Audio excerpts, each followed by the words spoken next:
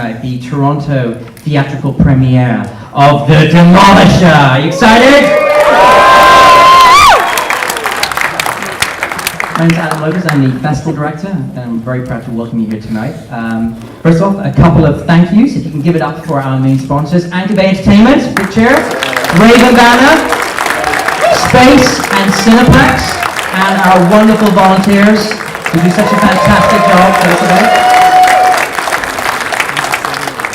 Very quickly, coming up tomorrow after tonight's our last screening, and tomorrow we have at 7 p.m. The Diabolical, which is a supernatural tale with lots of little twists in it, and a young family being haunted by creepy supernatural appearances at night. So check that out. We still have some tickets left for that. And at 9:30 p.m. we have another great Canadian film, The Interior, which is also very creepy. What if you tried to leave your crappy city job behind and head off to the woods, but something very creepy and freaky is happening in the woods. So check out The Interior. We have a few tickets left for that. Here at Toronto Dark, we do love to play shorts in front of our feature films. Who's been enjoying some of the shorts we've had at Toronto Dark? We have a returning alumni tonight. He had a film a couple years ago called Chorus, and he's here to return with his screening tonight of The Orchard. Please give it up for returning alumni Darcy van Poelgeest.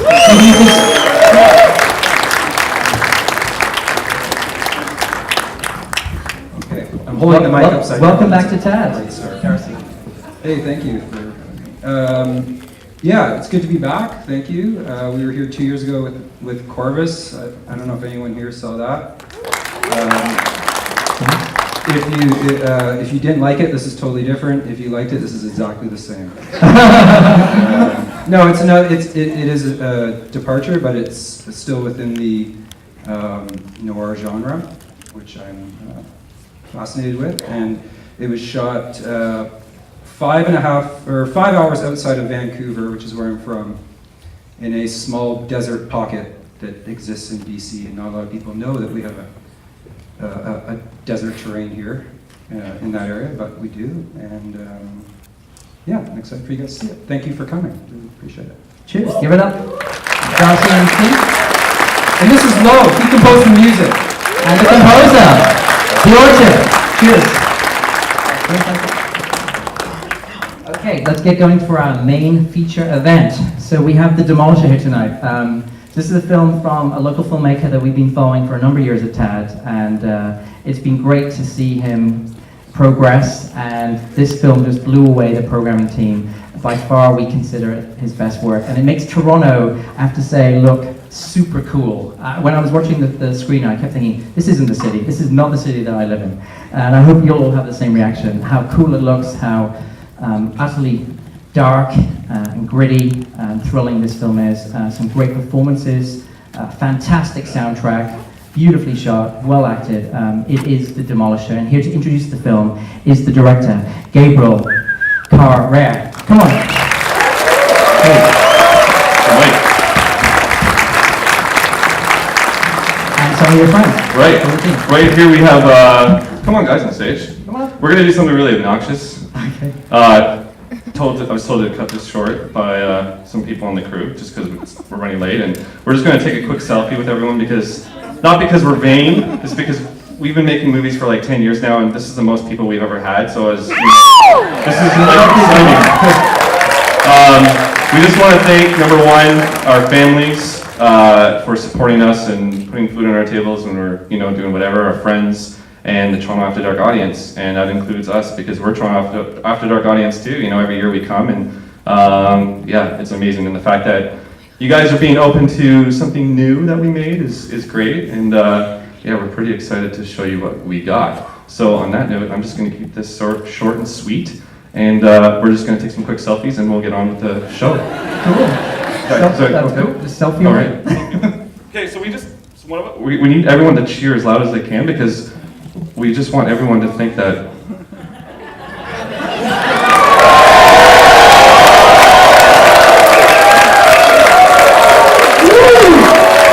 Everybody. Enjoy. Oh, and we are going to have a Q&A after. And the thing with this movie, we're huge graphic artists, so we keep designing all these weird posters for the film. So after, we have a Q&A. So anyone who answers or asks a question gets a free Demolisher t-shirt or a free poster. So you have a reason to stay during the Q&A. If you might not want to stay, you want to go somewhere else and eat food.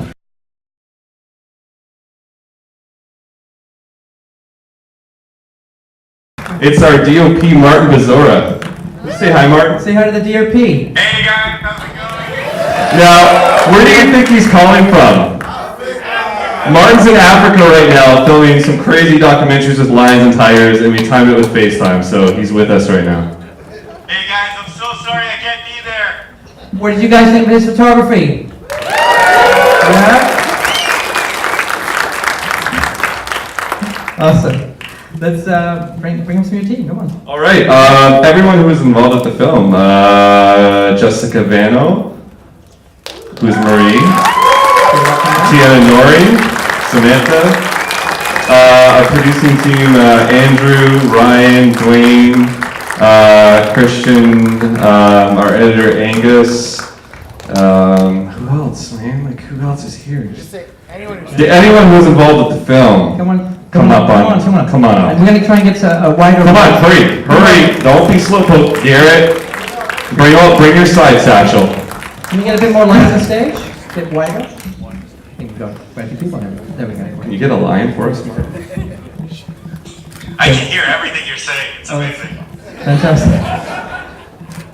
All right, so while everyone's coming to the stage, I guess I'll just start off with a couple of warm-up questions, and we'll throw it out to the audience, so have your questions, start thinking of them. Let's talk about the origins of the story, and the whole... You've come up with a very unique, I guess, hybrid of, do you want to talk about the genres you're blending here? It's Right. a very unique style to the Demolisher. I think like a lot of the influences, like, we're all fans of all the good stuff from the 70s and 80s, all the stalker films and whatnot. So, and a lot of vigilante films like Death Wish and whatnot. And we're all fans of Mad Max too, and just strong films with strong characters who have a very desperate past and how they're dealing with their emotions internally. And so we just kind of wanted to make a film that touched on that, and but really touched that on a very internal level, because I feel like a lot of films that deal with vigilantism and a lot of horror stuff and all that stuff, it's very internal. So, very external. So we wanted to go really internal, so much to the point where, their home life, his dreams, his nightmares, and not making him so much of a good guy, and going to the insanity part and the madness that goes through someone's head when, something like this could happen. So yeah, that's kind of where it started from and where it went. And I guess ask that your fantastic lead performance. Give it up for the fantastic cast of the Demolisher here. You guys want to talk about a lot, obviously this film, there are a lot of scenes that are silent, they're internalized, there's some very brutal scenes, very intense. Do you want to talk about some of bringing up the emotions that you all had to go through, and what it was like to play your characters? Very challenging roles.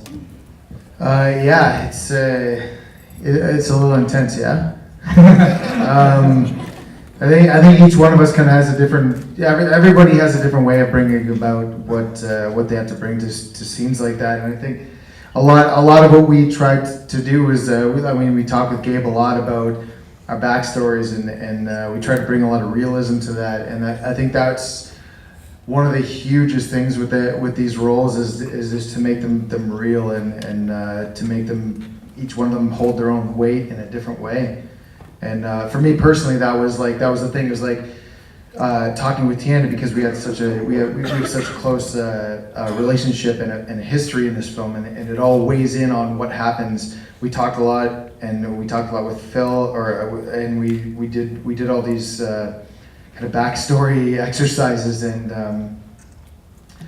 it was, I think a lot of it came down to that. And for me anyway, it was just knowing these people and who these characters were, and knowing that I just, personally, my character was just a boiling pot of rage, and just, other than that, I don't have.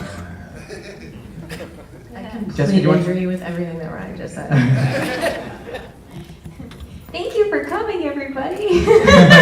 I'm very jet lagged, but so bear with me. Yeah, Rye is amazing to work with, and his performance blows me away every time I see it. We went into depth with our backstory, so when we got on set, we knew exactly like every look, what it meant, and so on and so forth. And Gabriel, hi Martin, he's still with us. And Gabriel told us to study movies like Drive and Only God Forgives. He wanted a lot of stillness, he wanted a lot of silence, and he told us not to blink when the camera was rolling as well. And yeah, we went from there. And with my character, I did my own personal stuff and worked with the wheelchair a lot and got to work with the Toronto Police, which was awesome. Yeah. There was also it was also an exercise with the frame too. In a lot of movies, from experience and stuff, you know, you have the actors and you block and block and block, and then you take other angles and shots and block and block and block. And with this film, it was just more of an exercise with this film to let the actors, and I keep saying this to people, like breathing on the frame, you know, like setting the frame up and letting them breathe. And that's where Martin would come into play. And, you know, we would set up this really nice shot, like a photograph. That was kind of inspiration for a lot of the frames. And then having the actors act within that frame, and then not telling them what to do, but then kind of adapting to their movements. So, you know, with the kitchen table scene with Ryan Barrett, Samantha, for example, you know, we set up a frame, like a photograph, you know what I mean? And then from there, we would let the actors, literally, we didn't know Ryan was gonna fall on the ground and do that performance. That was Ryan reaching inside and doing something, you know, pretty deep. And you'd all cut, and then you'd take notes, and then me and Martin would talk with the camera guys, Mitch and Nick over there, who are exceptional, and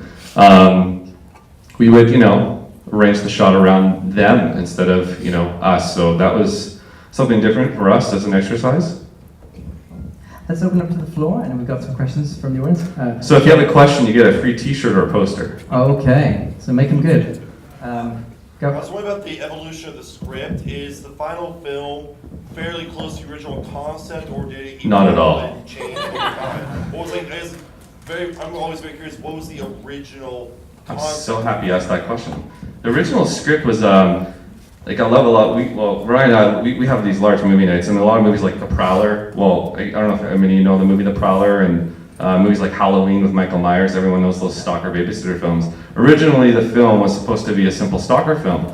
A town was on curfew, and there was a man on the streets in riot gear, and there was a woman who was, you know, a girl who was babysitting her brother's baby, and he picks her for a target. So originally, like, the film was very slasher friendly, and then I kind of stepped back, and, you know, being a fan of those films, I was like, well, why are we trying to copy something that's been done so many times, and it's been done way better than anything out there today, you know, The Prowler and all that stuff. Like, let's just take it a different route and, you know, go more character-based with a lot of those themes. So that was kind of where it started, and then we didn't have a script at first. We started with cue cards, and we just wrote a bunch of scenes down, put them on the wall, and because the film is very visual, by putting the cue cards on the wall, we could see the film visually, like where the arcs are and stuff like that, and then we wrote a script using those cue cards, and Angus, our editor, actually helped write the script, and I think the final script was only 48 pages, but that goes back to the frame, and breathing on the frame and all that stuff, so we knew ahead of time that the kind of look and style of the film that we were going for. We got some more questions? Anybody want to throw one up? Over there.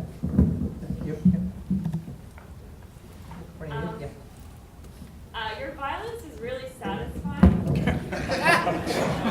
I'm wondering where you get the inspiration and how you go about choreographing a fight scene, like when it was reflected in the puddle or reflected in his mask. It was really cool, and also Did everyone hear that question? Yeah, a lot of the fights that came from Ryan. Ryan, what's going on here? Are we okay? I'm good. Yeah.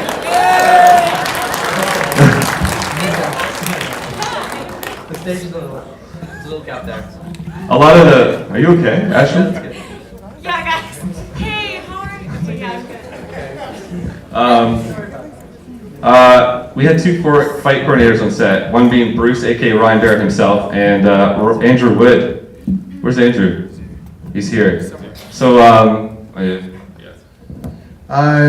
me and Gabe chatted a lot about the violence and what the scenes were going to be ahead of time, and there was a lot of like specific details right off the bat that we wanted to have, and it was one question for him that I had right off the bat. I'm like, is this guy a superhero? Is he a real person?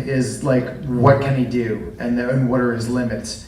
And he's like, he's a real person. And that's where it opens up the level of like the brutality and the violence. Because I think when something is real, you feel it. And if you feel something, then you can really get into the grittiness of it. And I think that opened up the door for him and Martin to shoot it in a certain way too. Because like if you're shooting something in a spectacular kind of over the top way, you're gonna shoot it in like a very, a scopic kind of way or something like that. But I think the way that they chose to shoot this was in a very in your face, direct way. And that's how we choreographed the scenes to be that way, to be very simple. There's no way that Bruce is like, he's not a superhero. He can take hits. He gets hurt. He's a real person. He takes bruises. Although he can get shot and still. He can get shot and still walk away and carry a person away. He's got adrenaline. That is kind of our little homage to a lot of the stuff that we like Jason Voorhees and Michael Myers, and these people take hits. And he's called the Demolisher because he's still a tough bastard. Like at the end of the day, he's still a tough motherfucker. But I mean, like, he's real, and he takes his hits, and we kind of designed it all around that, around him being real. And each fight scene was kind of designed to be a specific way. The slow motion scene with Jess's character was very slowly designed to be the very specific hits and points and whatever. The big fight scene with the musical montage going back and forth with her running, it was very designed to be a specific way. It was all... So it's actually, the sound design of the film, I mean, that deserves an applause right now, for sure.